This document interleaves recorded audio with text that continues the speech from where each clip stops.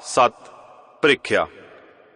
ਜਦੋਂ ਰਿਆਸਤ ਦੀਵਾਨਗੜ੍ਹ ਦਾ ਦੀਵਾਨ ਸਰਦਾਰ ਸੁਜਾਨ ਸਿੰਘ ਬਜ਼ੁਰਗ ਹੋ ਗਿਆ ਤਾਂ ਉਸ ਨੂੰ ਪਰਮਾਤਮਾ ਦੀ ਯਾਦ ਆਈ। ਜਾ ਕੇ ਮਹਾਰਾਜੇ ਕੋਲ ਬੇਨਤੀ ਕੀਤੀ ਕਿ ਗਰੀਬਾਂ ਦੇ ਦਾਤੇ ਦਾਸ ਨੇ ਸ਼੍ਰੀਮਾਨ ਦੀ ਸੇਵਾ 40 ਸਾਲ ਤੱਕ ਕੀਤੀ।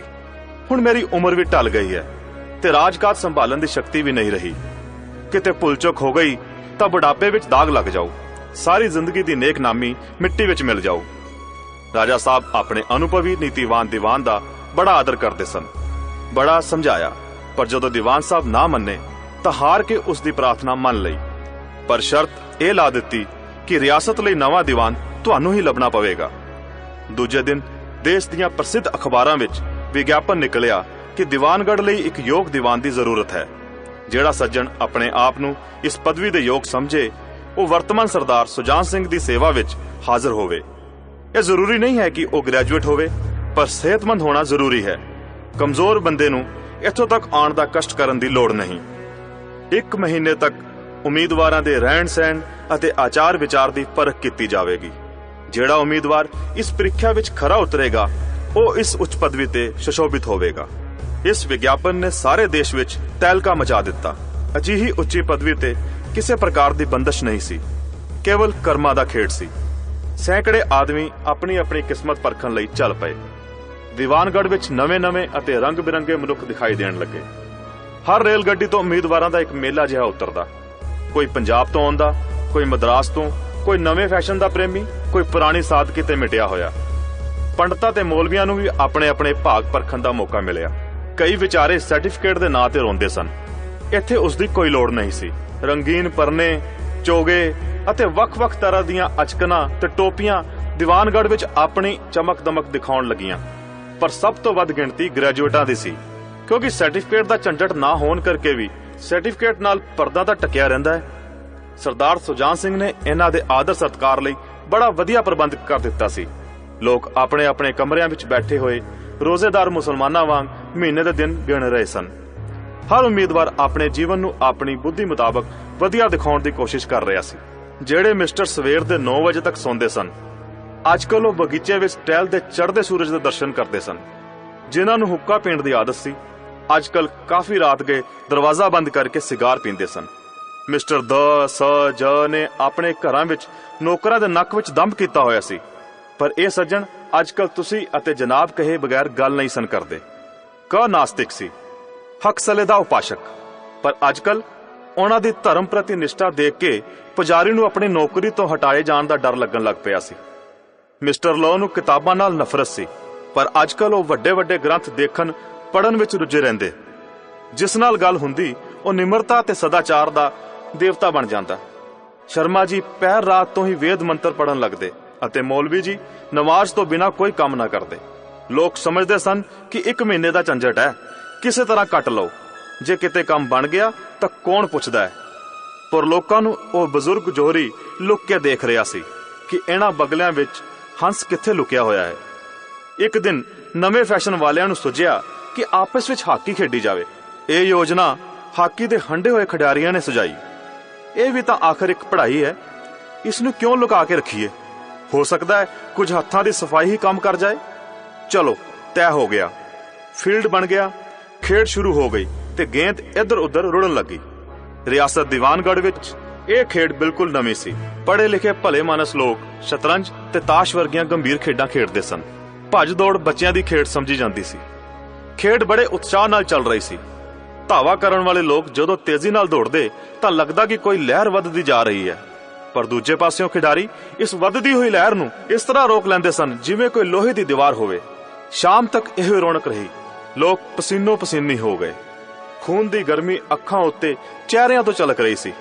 ਹਫਤੇ ਬੇਦਮ ਹੋ ਗਏ, ਪਰ ਹਾਰ ਜਿੱਤ ਦਾ ਫੈਸਲਾ ਨਾ ਹੋ ਸਕਿਆ। ਹਨੇਰਾ ਹੋ ਗਿਆ ਸੀ। ਇਸ ਮੈਦਾਨ ਤੋਂ ਜ਼ਰਾ ਦੂਰ ਇੱਕ ਨਾਲਾ ਸੀ। ਉਸ ਤੇ ਕੋਈ ਪੁਲ ਨਹੀਂ ਸੀ। ਯਾਤਰੀਆਂ ਨੂੰ ਨਾਲੇ ਵਿੱਚੋਂ ਲੰਘ ਕੇ ਆਉਣਾ ਪੈਂਦਾ ਸੀ। ਖੇਡ ਹਜੇ ਬੰਦ ਹੀ ਹੋਈ ਸੀ ਤੇ ਖਿਡਾਰੀ ਬੈਠੇ ਸਾਹ ਲੈ ਰਹੇ ਸਨ ਕਿ ਇੱਕ ਕਿਸਾਨ ਅੰਨ ਨਾਲ ਭਰਿਆ ਗੱਡਾ ਲੈ ਕੇ ਉਸ ਨਾਲੇ ਵਿੱਚੋਂ ਲੰਘਣ ਲੱਗਾ।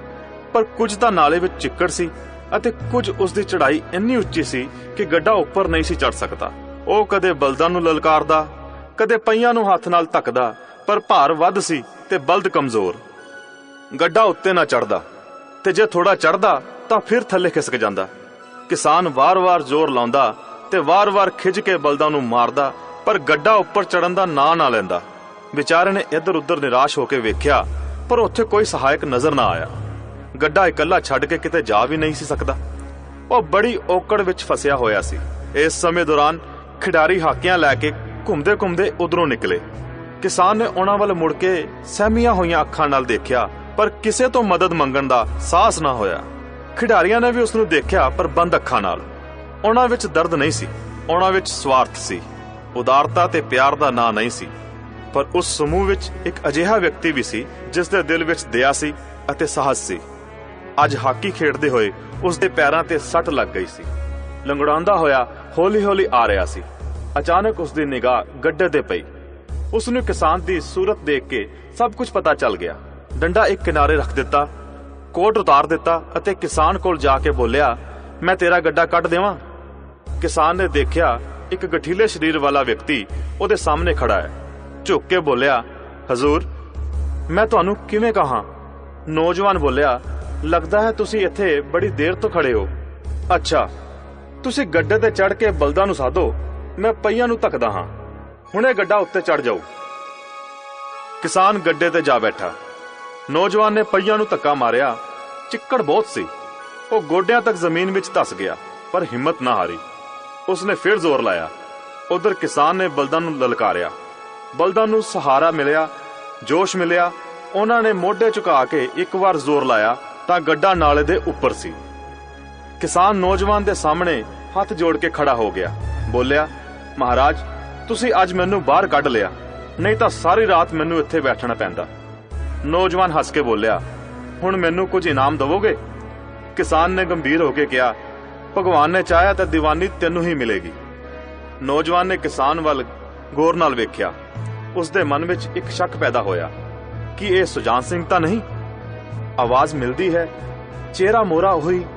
ਕਿਸਾਨ ਨੇ ਵੀ ਉਸ ਵੱਲ ਧਿਆਨ ਨਾਲ ਵੇਖਿਆ। ਸ਼ਾਇਦ ਉਸ ਦੇ ਦਿਲ ਦੇ ਸ਼ੱਕ ਨੂੰ ਸਮਝ ਗਿਆ ਸੀ। ਮੁਸਕਰਾਉਂਦਿਆਂ ਬੋਲਿਆ, ਗਹਿਰੇ ਸਮੁੰਦਰ ਵਿੱਚ ਗੋਤਾ ਲਾਉਣ ਨਾਲ ਹੀ ਮੋਤੀ ਮਿਲਦੇ ਨੇ। ਮਹੀਨਾ ਪੂਰਾ ਹੋਇਆ। ਚੋਣ ਦਾ ਦਿਨ ਆ ਗਿਆ। ਉਮੀਦਵਾਰ ਸਵੇਰ ਤੋਂ ਹੀ ਆਪਣੀ ਕਿਸਮਤ ਦਾ ਫੈਸਲਾ ਸੁਣਨ ਲਈ ਉਤਾਵਲੇ ਸਨ। ਦਿਨ ਕੱਟਣਾ ਪਹਾੜ ਬਣ ਗਿਆ। ਹਰ ਇੱਕ ਦੇ ਚਿਹਰੇ ਤੇ ਆਸ਼ਾ ਤੇ ਨਿਰਾਸ਼ਾ ਦੇ ਰੰਗ ਆ ਰਹੇ ਸਨ। ਪਤਾ ਨਹੀਂ ਅੱਜ ਕਿਸ ਦੇ ਨਸੀਬ ਜਾਗਣਗੇ। ਪਤਾ ਨਹੀਂ ਕਿਸ ਤੇ ਲక్ష్ਮੀ ਦੀ ਕਿਰਪਾ ਦ੍ਰਿਸ਼ਟੀ ਹੋਵੇਗੀ। ਸ਼ਾਮ ਸਮੇਂ ਰਾਜਾ ਸਾਹਿਬ ਦਾ ਦਰਬਾਰ ਸਜਾਇਆ ਗਿਆ। ਸ਼ਹਿਰ ਦੇ ਅਮੀਰ ਲੋਕ, ਰਾਜ ਦੇ ਕਰਮਚਾਰੀ, ਦਰਬਾਰੀ ਤੇ ਦੀਵਾਨੀ ਦੇ ਉਮੀਦਵਾਰਾਂ ਦਾ ਸਮੂਹ ਸਭ ਰੰਗ ਬਰੰਗੀ ਸਜ ਧਜ ਨਾਲ ਦਰਬਾਰ ਵਿੱਚ ਆ ਬਿਰਾਜੇ। ਉਮੀਦਵਾਰਾਂ ਦੇ ਕਾਲਜੇ ਧੜਕ ਰਹੇ ਸਨ।